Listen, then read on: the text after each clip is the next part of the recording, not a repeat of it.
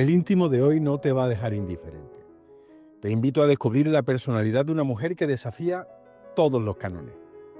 Hubo un tiempo, muy remoto ya, en el que tuve que hacer entrevistas del género alimenticias, charlas impuestas por la necesidad con todo tipo de pelajes. Algunas fueron francamente bien, pero en otras me encontré con un tipo de persona a la que denomino bollicao. Son perfiles que a priori te prometen un suculento bocado cuando le vas a hincar el diente, pero que a la primera dentellada te invade una sensación decepcionante. Buena cobertura exterior, sí, pero vacíos en el interior. Y curiosamente son personas a las que les va bien, o eso dicen.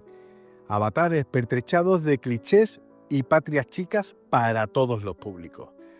Pero tú no eres un público cualquiera y afortunadamente hace años que no tengo que vivir ese tipo de encuentros ni delante ni detrás del micrófono. Por eso te propongo que abras tus oídos, tus ojos y tu mente a la mujer con la que charlo hoy. Británica por nacimiento, sevillana por elección. La descubrimos en Zafarrancho Vilima en invierno de 2024 y desde entonces se la han rifado en todo tipo de programas de televisión y radio. Pero los primeros fuimos nosotros. Y ahí me prometí conocerla mejor y ahora te sirvo en bandeja la entrevista que no te va a dejar impasible. Hoy me siento a charlar con Lisa Byrne, que es tantas cosas que no me atrevo a ponerle un epíteto. Mejor pónselo tú.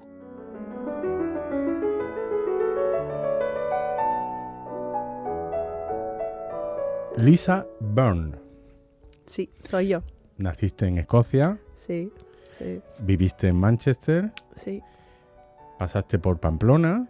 Sí. Mi familia es irlandesa. Tu familia es irlandesa. De Irlanda del Norte, entiendo. No, del sur. De Irlanda. De República de Irlanda. Por eso somos tan católicos. Vale. O sea que tu familia son emigrantes.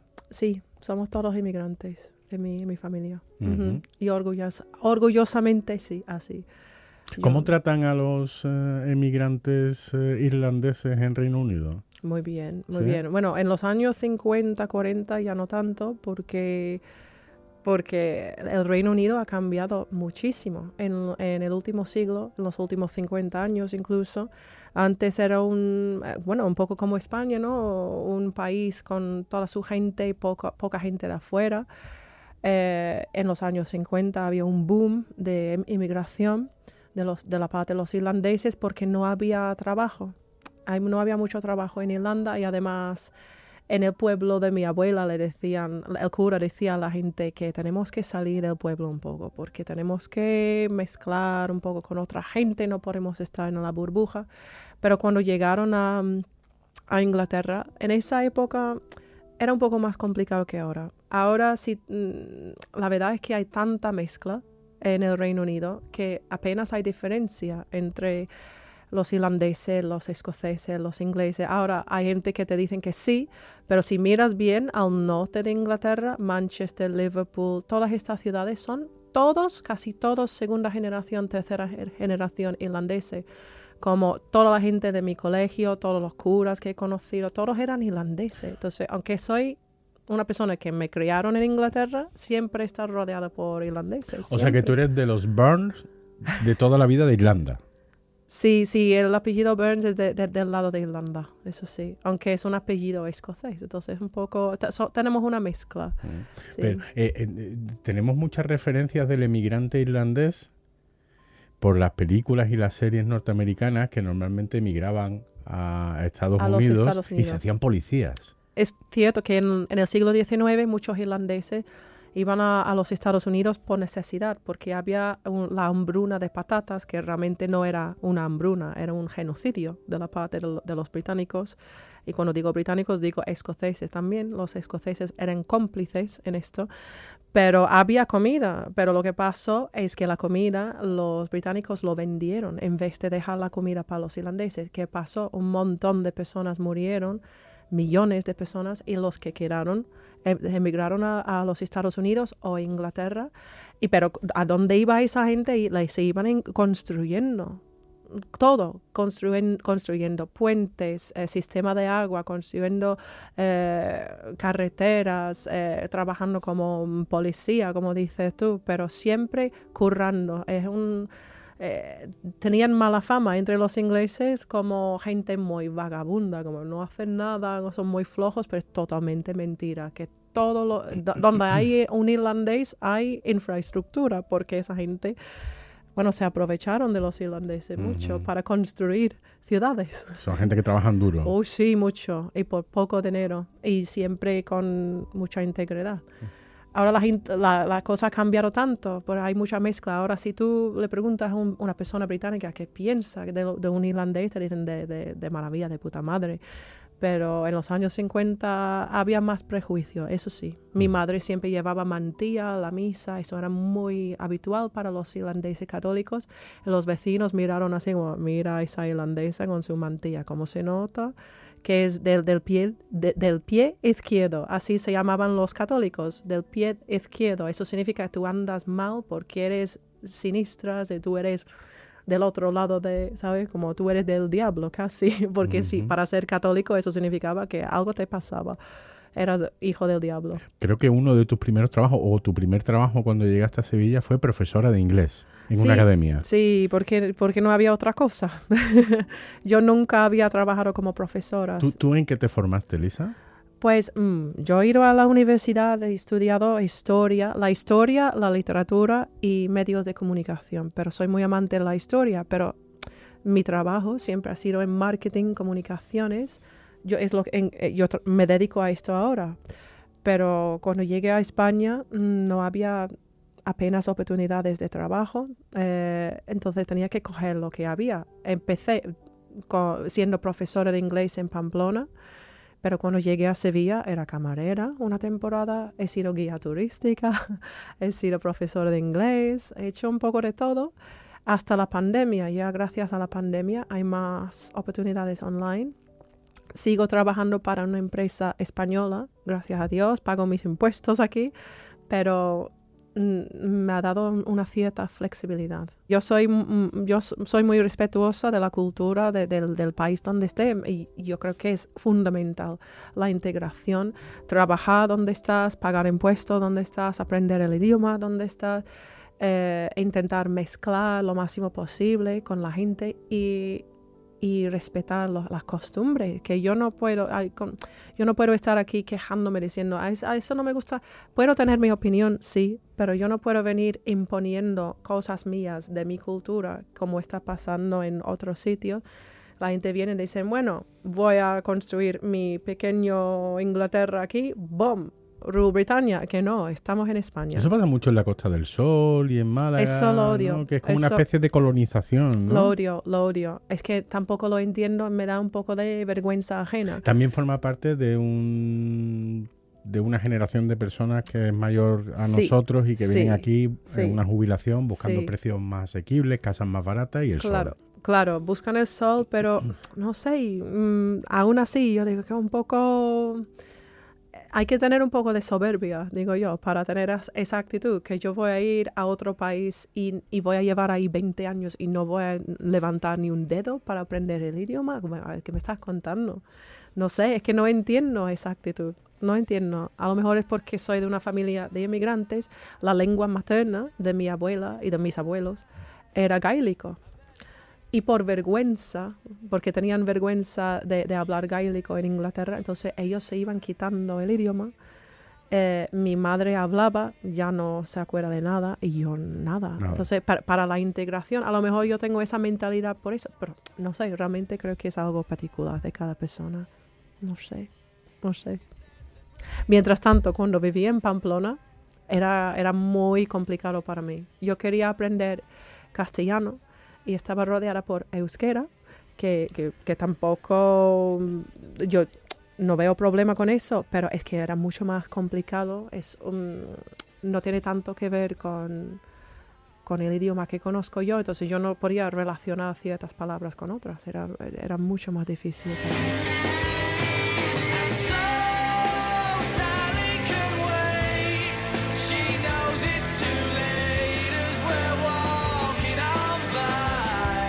Está sonando tu primera elección musical, Oasis, Ajá. que nosotros decimos Oasis. Oasis. A ver si lo digo bien. Don't Look Back in Anger. Don't Look Back in Anger, eso es. Uh-huh. ¿Esta por qué es la primera canción que has elegido para este íntimo? Pues... Que esto literalmente significa no mires atrás con rabia, ¿no? Eso es. O con odio, ¿no? Sí, con odio, con enfado, en una rabieta, no sé. Pues Oasis para mí son casi un símbolo de mi infancia. Con 5 años mi madre me llevó a Inglaterra, a Manchester, para vivir ahí. Y me acuerdo sobre el año 95, 94, 96. En esa época Oasis estaban saliendo por primera vez en toda la tele, en toda la radio. Y me acuerdo de un verano en particular, cuando yo creo que tenía 7 años, en que todo el verano todas las canciones eran de Oasis. Entonces tengo muy bonitos recuerdos de esa época, de bailar con mi madre en el salón, de ir al colegio. De hecho, en el colegio un día estábamos cantando esto en una asamblea que nos enseñaron la letra, pero se convirtió en un grupo muy significativo para la ciudad de Manchester.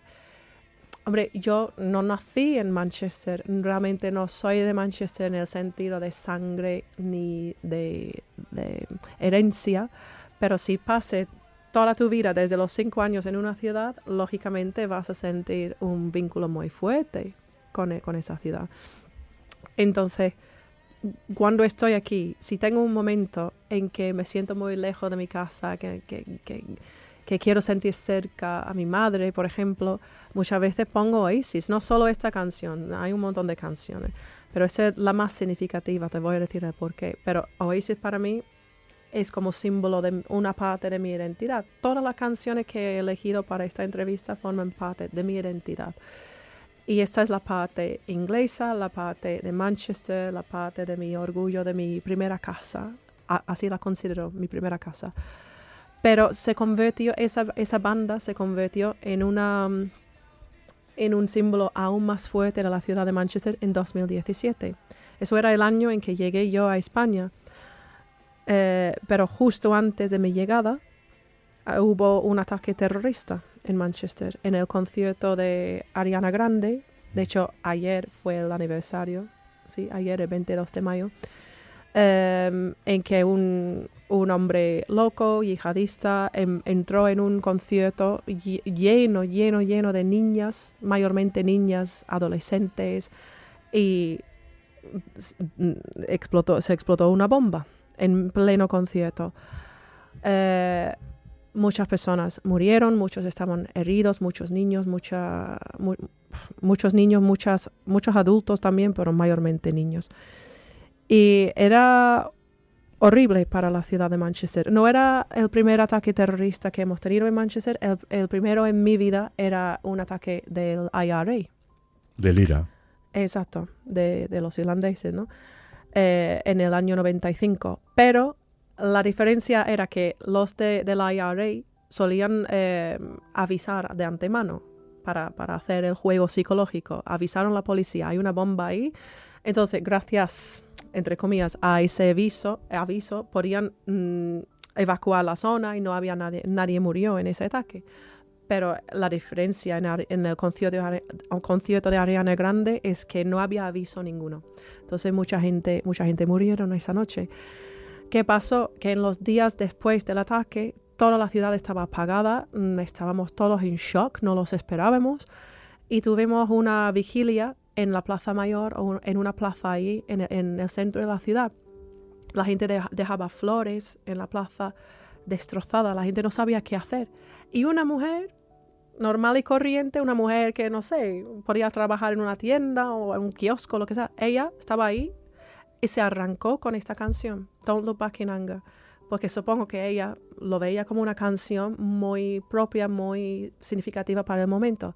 Y esa señora empezó a cantar y toda la plaza se puso a cantar con ella, toda la plaza. Y era un momento espontáneo, en que ya toda la ciudad identificaba esta canción con la resiliencia de Manchester, con la fuerza de Manchester, con ese espíritu que nunca se rinde, ¿sabes? Que tú puedes estar en un momento horroroso, pero si estás con gente así, que nunca se rinde, entonces te vas a seguir adelante. También era un momento para decir a los demás terroristas, mira, lo puedes intentar, pero nosotros no nos rindamos, que no nos rinde. O sea, que nosotros no vamos a escondernos en nuestras casas, tenemos miedo, sí, pero vamos a seguir adelante. Entonces, esta canción realmente es un símbolo de la ciudad. Y en ese momento en mi vida yo lo estaba pasando mal por otro tema y estaba en el punto de salir para hacer el Camino de Santiago. Era justo un mes antes y era como, yo tengo ese vínculo con la canción también, como hay esperanza todavía. Es un símbolo de esperanza para mí. De no guardar rencor, pero seguir adelante siempre. Me has hablado de un verano en particular en el que solo se escuchaba Oasis en Manchester. ¿Cómo son los veranos en Manchester? Sorprendentemente calurosos. No me vas a creer. Pero no como aquí en Sevilla, ¿no? Hombre, hace un par de años yo estaba deseando salir de Sevilla. Digo, no puedo más, con 40 grados que me voy a morir. Cogí un avión y volví a Manchester. Y cuando llegué a Manchester, 40 grados. Digo, no, me cago en... De verdad, 40 grados. Con la diferencia de que allí no está tan extendido el aire acondicionado en los hogares. No, es que el verano ahí a veces es peor. Porque ahí no hay aire acondicionado. Hay alfombras, hay cortinas de tela, todas las paredes están así para mantener el calor dentro de la casa, los cristales de doble cristal, pero sobre todo, no sé, por la posición de la Tierra relacionado con el Sol, es que es otro tipo de calor. Húmedo, ¿no? Exacto, que no es un calor insoportable como aquí, donde tú te sientes como si estuvieras metido dentro de un horno. No es así. Pero es que, claro, es que te sientes como casi sucio, porque hay mucha humedad, hay mucho polen. Yo sufro mucho con el polen ahora, que no estoy acostumbrada. Estoy más acostumbrada a las cosas de aquí, después de 8 años. Pero hay variedad de colores en el verano de Manchester. Sí, es un verano muy verde. Porque llueve mucho también. Con el calor no quiere decir que no llueva, porque es un poco como la primavera aquí, con calor, pero una primavera. Puede ser que por la mañana llueve y ya a las 2 horas ya hace calor, hace sol.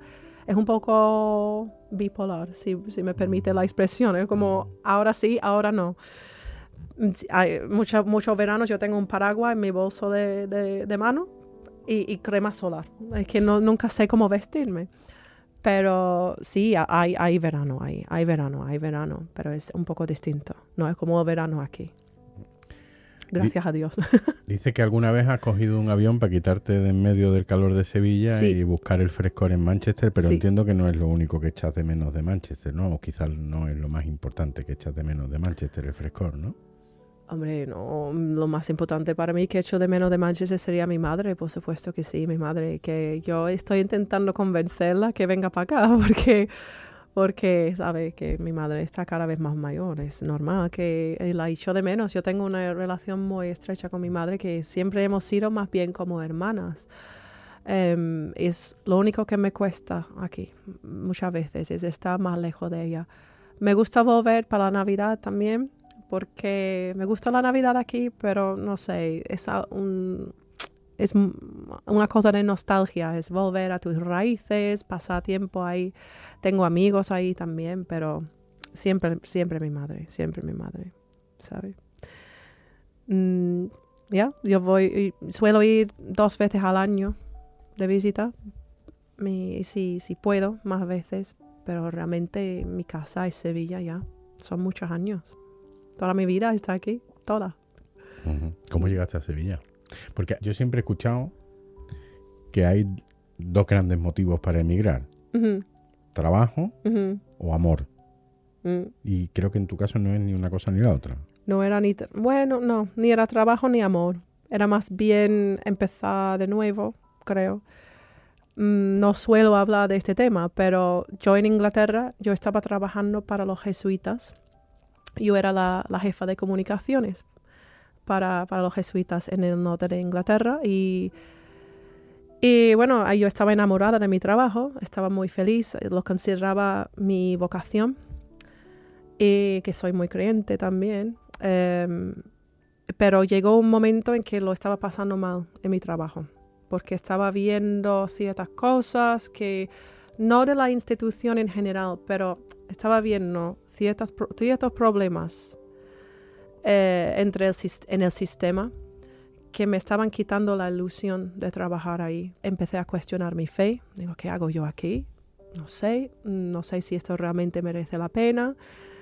Y mi contrato ya estaba terminando en ese trabajo y yo necesitaba alejarme de toda la institución de la iglesia, de toda. De hecho, yo fui a hablar con un cura diciéndole que estoy en un mal momento así, no sé si quiero seguir adelante con mi fe, con nada. Y me dice, si tú necesitas tomar un descanso de la iglesia, hazlo, tienes mi bendición. Digo, ¿qué clase de consejo es este? No lo acepto, ni no lo aceptaba. Y yo estaba muy cabreada con la iglesia. Entonces decidí en ese momento, después de la bomba en Manchester, el ataque terrorista, dije, no sé qué hacer, no sé qué hago yo aquí, hay mal ambiente aquí, se me estaba comiendo el coco, todo, la presión de la ciudad, la presión de la situación en mi trabajo, y decidí, necesito escapar y hacer algo guay para cambiar el chip. Y siempre había querido hacer el Camino de Santiago, pero siempre estaba esperando mi exnovio, siempre estaba esperando un amigo, siempre estaba... o no tenía el dinero, o no tenía tiempo. Y por la única vez en mi vida tenía un mes suelto con el dinero de mi trabajo anterior. Digo, ¿sabe qué? No voy a esperar ni un segundo más. Lo voy a hacer yo. No voy a esperar a nadie ni en ningún momento. Lo hago. Era un momento muy impulsivo para mí. Yo nunca había viajado sola, menos un fin de semana en Hamburgo cuando un hombre raro robó mi pasaporte y era por obligación que tenía que estar ahí. Y gracias a ese hombre me quitó el miedo de viajar sola. Un saludo a mi amigo el ladrón. Pero decidí hacerlo. Digo, bueno, no va, porque a veces cuando hay necesidad en tu vida te quita el miedo. Entonces es peor, mi situación actual es peor que lo que está por venir. Entonces, prefiero dar el salto hacia el futuro que quedarme en esta mierda. Es precisamente lo que hice. Y di el paso para adelante, hice el Camino de Santiago sola, pero los 3 días ya en Pamplona empecé a conocer gente que también lo estaban haciendo solo. Pero en el avión, yendo hacia San Juan de Piedaport, me estaba cagando viva, estaba temblando en el avión, así que hago, no sé qué estoy haciendo, un mes entero andando sola, que alguien me va a secuestrar, me van a robar el dinero, me voy a morir, ¿qué hago? Pero es lo mejor que he hecho en mi vida, porque al final salí de mi zona de confort, conocí gente buena, le conocí a España bien, no como cuando vas de vacaciones a Benidorm o algo así, dices, bueno, un poco de tapitas y ya está. Era una experiencia en que realmente empecé a hablar con el poquísimo español que tenía o el inglés que tenían ellos y relacionamos. Digo, me gusta este país. Estaba andando por todo el norte de España, conociendo el paisaje de España, la comida de España, la gente de España. Digo, me siento en paz aquí. Después de una malísima racha en Inglaterra, con mi trabajo anterior, era la primera vez que empecé a sentir esperanza. Digo, bueno, yo tenía un sitio en la universidad para volver a la universidad para hacer un máster de historia y tenía que tomar la decisión. O puedo quedarme en España un mes, 6 meses, o puedo ir a la universidad otra vez. Y lo había pasado tan mal en mi trabajo anterior que decidí, no, voy a aplazar mi sitio 1 año y voy a quedarme en España para aprender el idioma, para ver si puedo recuperar un poco de lo que es mi fe. Aunque realmente yo quería deshacerme de mi fe, porque era para mí una cosa que... No viniste al país más indicado, ¿no? Probablemente, ¿no? Sí, bueno, ya... Si lo que quería era apartarte de la iglesia. Ya, pero en el norte no es como Sevilla, ¿sabes? Que es cierto que hay fe aquí, hay fe la iglesia existe en España, pero no tanto como en Sevilla. Sevilla es otro mundo. O Andalucía, debería decir esto. Pero es que yo estaba buscando una manera de deshacerme de mi fe, no porque odiaba mi fe, sino porque mi fe implicaba,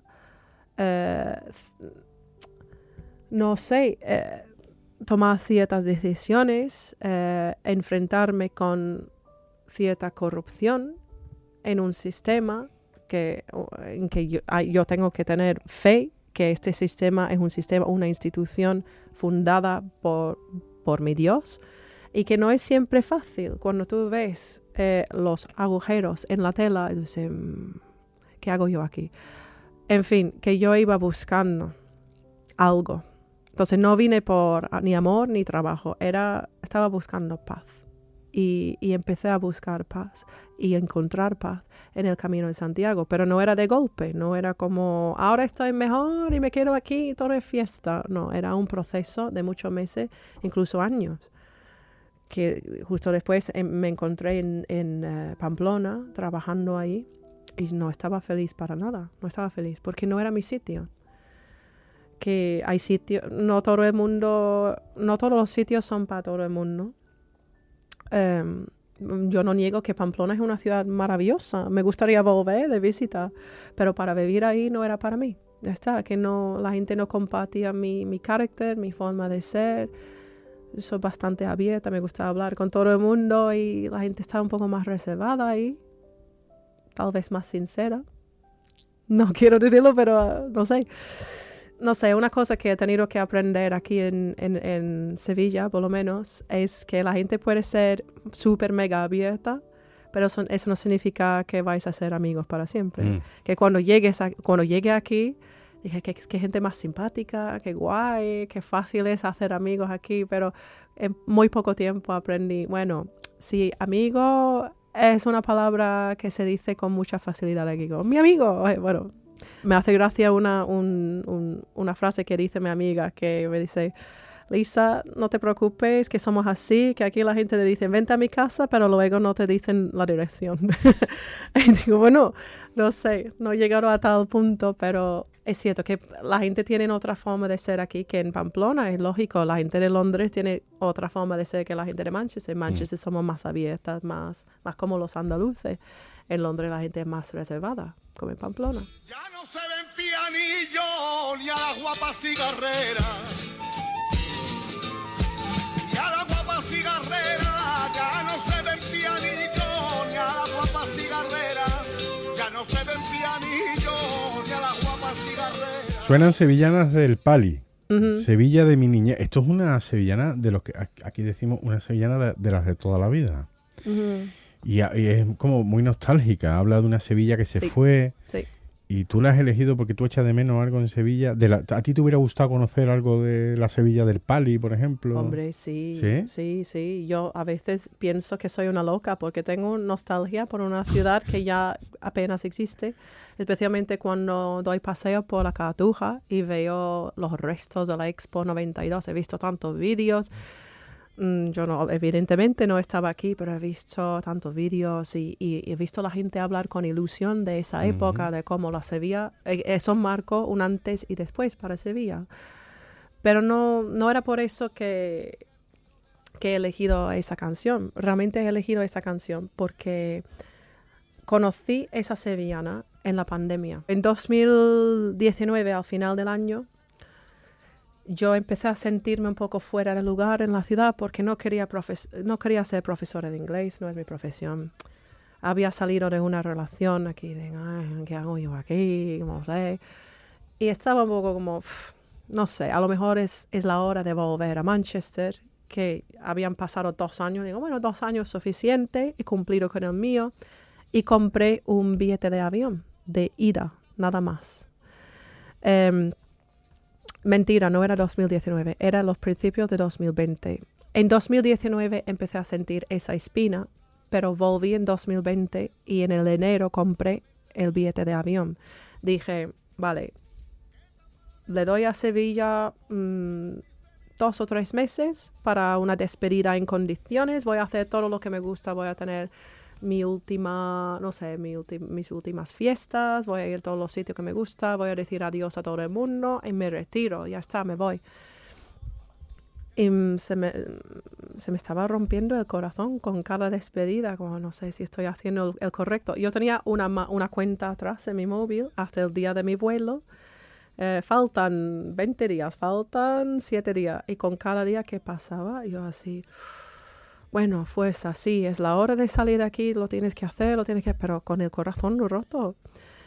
Y llegó el momento de la salida de mi vuelo y yo no estaba en el aeropuerto. Vi, tu vuelo está saliendo. Que no tenía cojones para salir, que no podía, que era como dejar un amante, ¿sabes? Como estoy enamorada de Sevilla. Y siempre digo, menos mal, porque yo creo que una semana más tarde, literalmente una semana más tarde, llegó la pandemia, la cuarentena. Pero yo ya tenía esa perspectiva de no quiero salir de aquí. Gente que conocía yo estaban saliendo para volver a sus países. Y un hombre que conocí en ese momento me dice, Lisa, ve a tu país. Ya está llegando la cuarentena. Ve a tu casa. Y le dije, estoy en mi casa. No me voy. Pero lo que no sabía es que iba a ser una cosa de 10 semanas o meses. Y yo pensaba que sería una cosa de 2 semanas, como nos estaban diciendo, 2 semanas en casa y ya está. En fin, que yo en mi cuarentena estaba sola. Y pasaba mi tiempo escuchando marchas de la Semana Santa. Mi manera de sobrevivir también era ir a la misa diaria de Papa Francisco, que tenía una misa online. Las primeras misas online de todos los tiempos eran de Papa Francisco en la casa de Santa Marta a las 9:30 de la mañana. Y esto realmente era mi momento para ponerme en paz con la Iglesia Católica, decir, vale, puedo reconciliarme un poco. Entonces, para mí, la cuarentena me ayudó mucho en ese sentido. Pero también empecé a escuchar muchas sevillanas y me encantó esa sevillana porque para mí la nostalgia de esa sevillana me habla de una ciudad que está triste, que está apagada. Para mí no solo significa Sevilla de los años 50, 40, significa la Sevilla de la pandemia, que ya no había Semana Santa, ya no había feria, ya no había romería, no había rocío, no había nada. Y yo en mi habitación encerrada, yo la cantaba con el pali, como para decirle a mi Sevilla, no te preocupes porque volverá todo esto. No llores, Sevilla mía, no llores, Giralda guapa, no llores, Torre del Oro. Era ese sentimiento de hay esperanza, yo tengo fe que vamos a volver a los buenos tiempos. Y ya en 2022, la primera feria de Sevilla, después de la pandemia, entré en una caseta con un amigo y una de las primeras sevillanas que escuché era un grupo en directo tocando esto. Y yo casi estaba levitando de alegría, porque yo, esto es la resurrección de las costumbres y las tradiciones de Sevilla. Eran las primeras fiestas de primavera después de la pandemia. Y para mí, cada vez que escucho esa sevillana es como decir, a pesar de los malos momentos, a pesar de la muerte, la resurrección existe. Parece muy romántico que te lo digo, pero así lo veía. Porque mi Sevilla también, tanto como Manchester, es resiliente, que no se rinde nunca. Que vienen malos momentos, sí, pero siempre se levanta, siempre se pone de pie y siempre sigue andando. ¿Tú eres una sevillana que nació en Escocia o qué? Yo diría que soy una sevillana criada en Manchester. Criada en Manchester. Criada en Manchester por gente irlandesa. ¿Y qué te hubiera gustado conocer de la Sevilla, por ejemplo, de la Sevilla que te hubiera tocado por tu niñez? Que sería a lo mejor la Sevilla de los años 90. Los mediados, no de los 90 o así, Sí. que te hubiera gustado, aparte de la Expo. Sí, me hubiera encantado. Los kioscos con chuchería. Yo siempre digo que me hubiera gustado conocer Sevilla con 18 años, algo así. ¿Sabe? No sé, para empezar desde el principio de mi vida adulta, no sé, pero todo llega en su momento, todo llega en su tiempo. Yo creo que igualmente si hubiera llegado con 18 años no hubiera tenido la madurez para poder con una ciudad con tanto carácter, porque Manchester tiene muchísimo carácter también, pero es una cosa nacer o estar criada en una ciudad y otra es llegar. Yo creo que no tenía la madurez emocional para estar sola en una ciudad así. A lo mejor, no sé, a lo mejor sí, pero me hubiera encantado, por ejemplo, cuando escucho a los mayores, digo, la gente con 70 años, habla de Sevilla, de cuando eran jóvenes, me parece que era aún más mágica. ¿Sabe? Me hablan de una ciudad con mucha comunidad, que sigue existiendo comunidad aquí, mucho más que en Inglaterra, pero me dicen que era aún más. Sí, te han hablado, por ejemplo, de las asociaciones de vecinos. Yo hablo, no sé, me han dicho que yo vivo en Triana y me dicen que antes en Triana todos los vecinos salieron a la calle para estar sentados todo el mundo en la calle charlando hasta las tantas horas y la gente a la fresca, sí. La gente cantaba juntos, ya como ya no apenas existen las corrales de vecinos, ya no hay tanta comunidad. Me hubiera encantado conocer a esa época, porque seguramente yo sería la primera en bajar para cantar en las corrales de vecinos, porque yo soy muy sociable, me gusta cantar, además. Pero, no sé, la sociedad tiene que evolucionar también. Es que es inevitable, ¿no? Pero una cosa que no me gusta es que hay mucha gentrificación ahora mismo. El turismo es bueno, el turismo sí es bueno, porque nos da el pan de cada día para la gente sevillana, en ese sentido sí, pero hay un turismo desmedido ahora mismo que yo vivo aquí, yo no soy turista, entonces yo, por ejemplo, no puedo bajar a mi calle sin estar rodeada por turistas. Y llega un momento en que tú te cansas de eso, no porque odias al turista, no porque eres xenófobo. ¿Cómo puedo ser xenófobo yo si soy extranjera? Pero tú sabes lo que es salir, bajar de tu casa. Me pasó el otro día en una calle estrecha, 40 personas en bicicleta por un lado y 40 en ruta guiada, y yo intentando nadar por un mar de personas que no respetaron que esta es mi calle y tú eres visitante aquí. Es que la gente ni son conscientes de esto. ¿Te has tomado alguna vez un café en el Starbucks aquí en Sevilla? No, que va, no, yo no entro ahí ni se me paguen. Que yo solo voy a Starbucks cuando estoy en Manchester o en el aeropuerto porque no hay otra cosa, pero es que no, yo soy de los bares rancios. Si no hay un hombre mayor en la esquina con un gorro que está quejando de cómo todo era mejor antes, ese bar no me vale. ¿Sabe por qué? No porque soy una persona que tengo que estar con la gente mayor, pero me encanta hablar con la gente mayor porque me hablen de la esencia de Sevilla, de cómo era Sevilla. ¿Te gusta más una tasca que un pub? Sí, hombre. Bueno, me gustan los pubs, pero los pubs, incluso los pubs hoy en día, no son lo que eran. En mi infancia los pubs eran más auténticos. Por lo menos en Manchester ya apenas existen pubs, porque hay ha habido una época de mucha droga y muchos pubs han cerrado. Entonces los pocos pubs que existen ya son un poco chungos. Antro, ¿no? O son muy como plásticos, ¿sabes? Como los bares antiguos aquí que se convierten en bares para turistas. Entonces, esto no es muy auténtico. Entonces, lo que busco yo es la Sevilla de verdad. La Sevilla de verdad. Y por eso, y no entiendo esa mentalidad que tienen muchos bares de aquí, que tienen esa ansia para servirlo todo, para acomodar al turista. Entiendo que el turismo es muy importante, pero haciendo esto, tú estás quitando la esencia y la autenticidad de tu bar.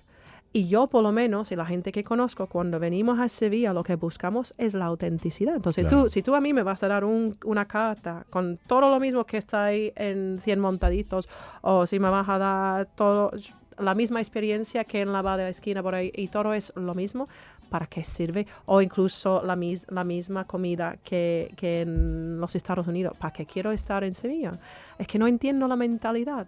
Lo que buscan muchas personas que vienen aquí es la autenticidad, la experiencia sevillana.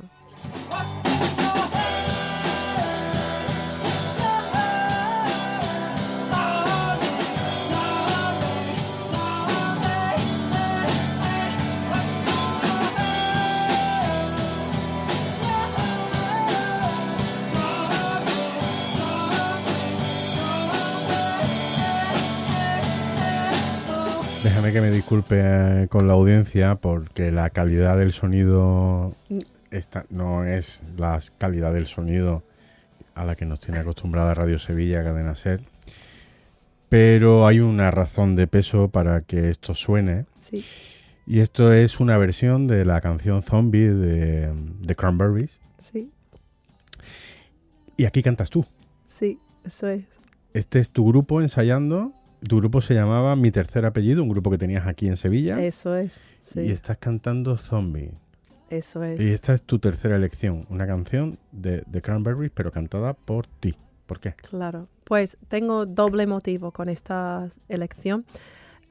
Primero, es cierto que esto era un grupo de sevillanos y yo, que hacíamos un montón de canciones de muchas bandas de indie rock, pop, y cantábamos, actuábamos en conciertos, muy poco tiempo porque luego llegó la pandemia, pero estábamos activos en el año 2019 y yo soy una persona que me encanta la música, me gusta mucho cantar. Actualmente canto en la coral Macarena, que no tiene nada que ver con este estilo, que es una coral polifónica, yo canto soprano muy agudo, pero me encanta la música en general.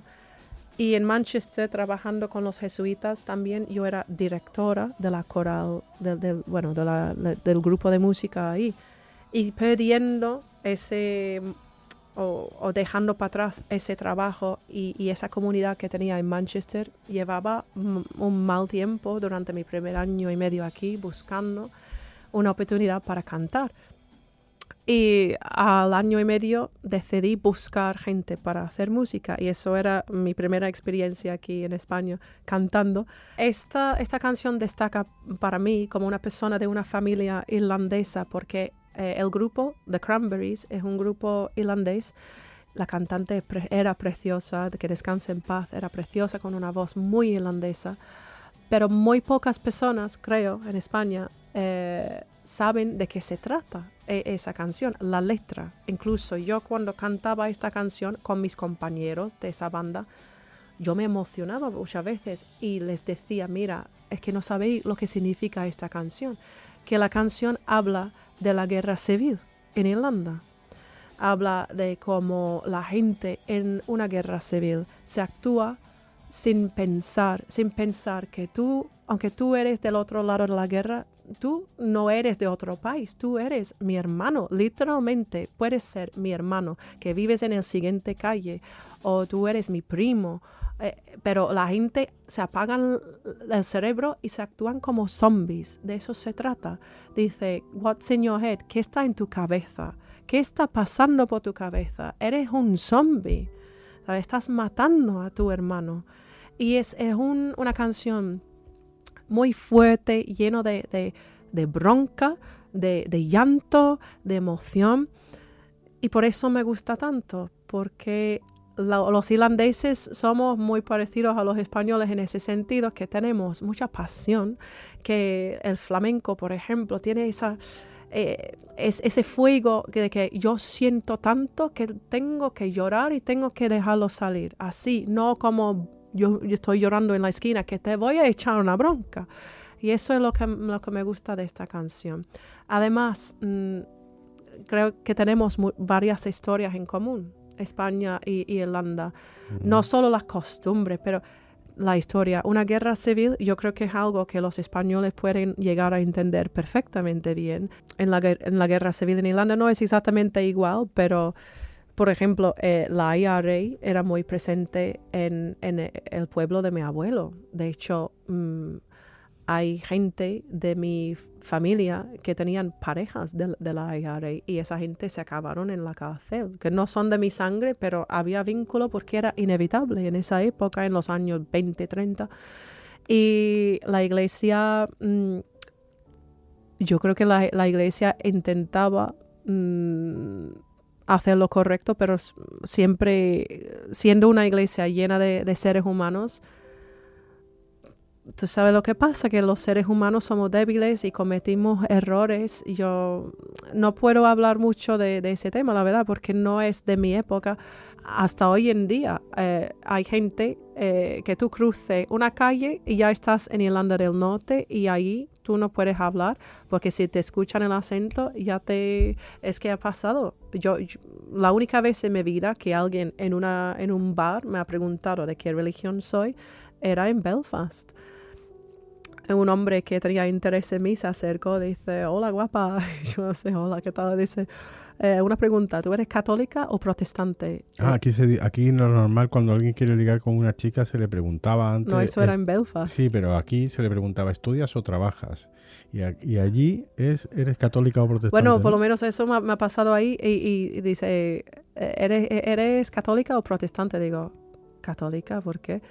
Dice, bueno, no se puede tener todo en la vida. Y se fue. Digo, ¿en serio? ¿Era guapo? Y no. No, a mí no me importaba. Pero a una hora más tarde, mi amiga, que tenía el acento de Manchester, también segunda generación irlandesa, ella pidió un cigarrillo de una chica y porque tenía un acento inglés, aunque siendo de sangre irlandesa, la otra le pegó una hostia en la cara. Dice, tú no estás bienvenida aquí. Porque presumía que mi amiga era protestante, que era católica, pero por el acento. O sea, inglesa, protestante. Eso fue hace unos años. Yo creo que la cosa va cambiando poco a poco, pero es una locura lo que hace la política. Yo ni lo considero un problema religioso, porque sí está vinculado con la religión. Pero creo que la fuente del problema realmente era política del siglo XVI, ¿verdad? Cuando empezaron con estos juegos entre Inglaterra e Irlanda y aprovecharon y querían controlar con genocidio, quitándonos el idioma, quitándonos el baile. ¿Tú sabes por qué los irlandeses bailan con los brazos así pegados a sus laterales? No era así siempre. Antes la gente movía los brazos, pero en tiempos penales los británicos nos quitaron el gaélico o intentaron la religión y todas nuestras costumbres, incluso el baile, pero la gente no se rendía. La gente decía, yo voy a seguir igual. Hablaron gaélico en secreto. Se reunieron en los bosques a medianoche, a pena de muerte, para celebrar misa. Yo he visto el bosque donde iban mis antepasados. Y se bailaban en secreto, pero en espacios muy, muy apretados, muy estrechitos. Y por eso tenían que bailar con los brazos así, ¿no? La persecución. Y se convirtió en un estilo en sí. O sea, entonces, no sé. Me parece que todas mis canciones están vinculadas con la resistencia y con no sé, la resiliencia. No sé. Pero quería hacer destacar esa canción porque creo que cada canción significa algo de mi identidad. Lo primero era Manchester, el segundo era Sevilla y tenía que decir algo de Irlanda porque Irlanda es innegable que Irlanda forma una parte muy fuerte de mi identidad y mi gente ha sido luchadora para mantener viva la llama de la fe y de nuestra costumbre y además hay muchísimo vínculo entre España y Irlanda, mucho. Carlos V proclamó que los irlandeses somos españoles para siempre, en perpetuidad, en el Tratado de Dingle. Ya puedes pedir pasaporte, entonces. Ojalá. Voy a ir a Irlanda este verano con el tercio de Olivares y vamos a celebrar el Tratado de Dingle ahí con el tercio irlandés, que somos, la interrancia lo sabemos. I want to break free. I want to break free. I want to break free from your lies. You're so self-satisfied. I don't need you.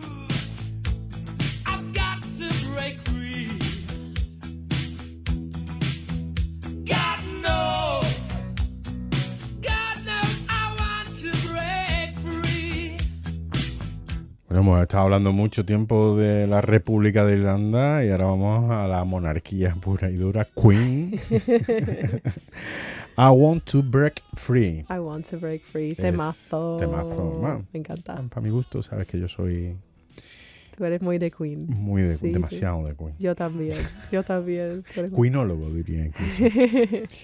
Para mi gusto es muy trilla esta canción. Hay canciones mucho mejores, pero es cierto que esta canción se convirtió en un himno. Esta es yo creo que es mi Y preferida. mucha gente sospechaba, además, recuerdo una periodista brasileña que le preguntó a Freddie Mercury si era una canción, en el Live Aid de 1985, le preguntó a Freddie Mercury si era una canción dedicada al mundo gay. Porque hay muchas personas que piensan, sobre todo por el videoclip, Claro, porque están en drag. Pero eso era de Brian May, ¿no? Se me Es de acuerdo John bien. Deacon. Oh, del John bajista. Eso es John Deacon. De John Deacon, sí. Bueno, ¿por qué has elegido I Want to Break Free?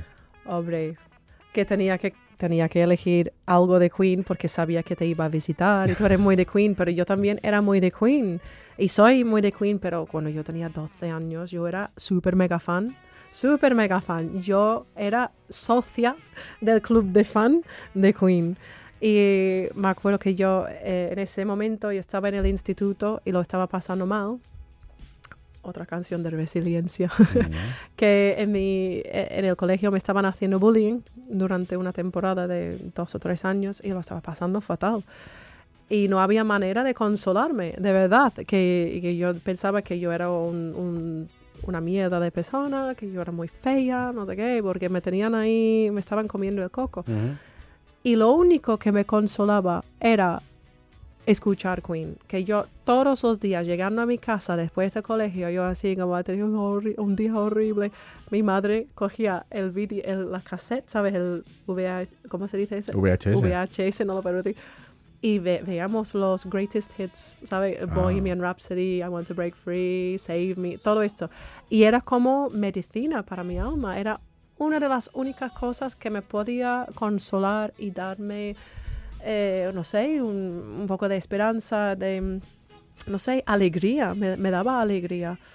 Y mirando para atrás digo, pues tú no has cambiado nada, Lisa, porque siempre es la música que te consuela en estos momentos, que te da fuerza para seguir adelante. E incluso cuando estaba en Pamplona buscando mi sitio, muchas noches me dedicaba a escuchar Queen, no solo Queen, también Oasis y tal, pero Queen, cada vez que pongo estas canciones, me vuelvo para atrás en el tiempo, me siento como la niña de 13 años que necesita esa, no sé, es cuando estas cosas te pasan, cosas tan fuertes, tan jóvenes, tú creas un vínculo con ese tipo de música. Entonces, para mí, Freddie Mercury siempre será como si fuera mi amigo, que me venía para consolarme, aunque estaba ya muerto. Es como una persona muy significativa para mí, que me cogía en brazos cuando le necesitaba. Casi. ¿Qué opinión se tiene en Reino Unido de Freddie Mercury? Porque la prensa no lo trató muy bien. Era un poco flamboyante, ¿no? Era un poco extravagante. Sí. Y no caía bien a todo el mundo, ¿no? Sí, no sé, pero eso era antes de mi época. Yo me acuerdo que yo era muy chica cuando murió Freddie Mercury y Bohemian Rhapsody volvió a ser número 1. Entonces ya toda la prensa volvió muy respetuosa, ¿sabes? Porque se dieron cuenta de que se había ido, era una leyenda. Yo, de hecho, yo era tan chica y que yo pensaba que Freddie Mercury era una tía, porque tenía el pelo largo en ese videoclip de Bohemian Rhapsody, con la voz muy aguda en ese video. Con las uñas pintadas de negro. Y yo le dije, ¿esta es una señora? Mi madre dice, no, es un hombre. Pero yo era muy chica. Pero no, la gente le consideran una leyenda, la verdad, que Freddie Mercury ya tiene muchísimo respeto en el Reino Unido. Y siempre me da un poco de pena que los demás de Queen siempre han querido seguir adelante y lo intentan, pero nunca volverán a ser. Y eran bastante jóvenes cuando murió, porque tenían 40 y pico años, con toda una vida adelante para hacer música. Y primero pierden un amigo, pero después pierden una carrera. tenían que luchar para seguir adelante. No le va mal económicamente, de todas formas. No, pero digo más bien para para realizarse, ¿no? Como Exacto, artista, ¿no? exacto, porque no es lo mismo, nunca es lo mismo. Incluso con la musical y tal. Lo mejor que han hecho era cantar con George Michael, en mi opinión. Es la voz más parecida que han encontrado. Cantaron Somebody to Love en el tributo. Exacto, pero eso era justo después de su muerte. Y luego George Michael cantó con Lisa Stanfield Sí. This is the Day of Our Life. Sí, es que tenía una voz muy parecida, del mismo tono, más o menos. Pero nadie llega a su altura. Para mí nadie ha llegado a su altura. Oye, me toca preguntarte por Zafarrancho Vilima. ¿Qué ha supuesto para ti la aparición de Zafarrancho Vilima en tu vida? Pues me ha cambiado la vida bastante porque, si te acuerdas bien, yo tengo redes sociales, ¿no? Que yo estoy en TikTok, en Instagram como Sevilla Storytime, o como se dice aquí, Sevilla Storytime. Storytime. Y no sé, tú pusiste en contacto conmigo, tú eras el primero. Luego llegaron los de Sevilla Fútbol Club, llegaron los de otros sitios, otras cadenas. Muchas. Otras muchas. Muchas. Pero porque habían visto esa entrevista que hice contigo, entonces, no sé. Y además, yo en ese momento tenía muy pocos seguidores, tampoco tengo tantos ahora, pero yo estaba empezando y tú así, ella, quiero entrevistarla. Y me has abierto muchas puertas, entonces yo te tengo que dar las gracias, la verdad. Es que ha sido una experiencia maravillosa, que nunca imaginaba que iba a llegar a tanto. ¿Te has convertido en un personaje mediático? ¿Te conocen? ¿Te han parado en la feria? Hace poco hice un vídeo sobre mi resaca en la feria. Era un audio que había mandado a mi amiga Cristina. Y ella ya es famosa porque le digo en el audio, Cristina, no soy persona. Y bueno, y ya todo el mundo ha visto ese vídeo. Y una chica ayer me mandó un audio diciendo, nosotros, mis amigos, sabemos ese audio de corazón y lo recitamos entre nosotros. Están en Córdoba y recitan. Y digo, pero ¿qué está pasando aquí? El otro día estaba en una tienda comprando telas para salir con el tercio de Olivares en Irlanda. Y una señora detrás no me había visto la cara y dice, ¿eres tú ella de la resaca de la feria? Y digo, ¿cómo es que me conociste? Además, en el audio tengo la voz de Barry White, es un tono abajo porque tengo resaca. Digo, dime que no tengo esa voz en la vida real, por favor. Pero es una locura, que realmente yo no sé qué está pasando este año, pero me encanta. Pero tú formas una parte muy importante de esto. Yo me alegro mucho. Yo voy con mi camiseta de Zafarrancho Vilima por las calles de Sevilla y digo, yo he salido en la radio.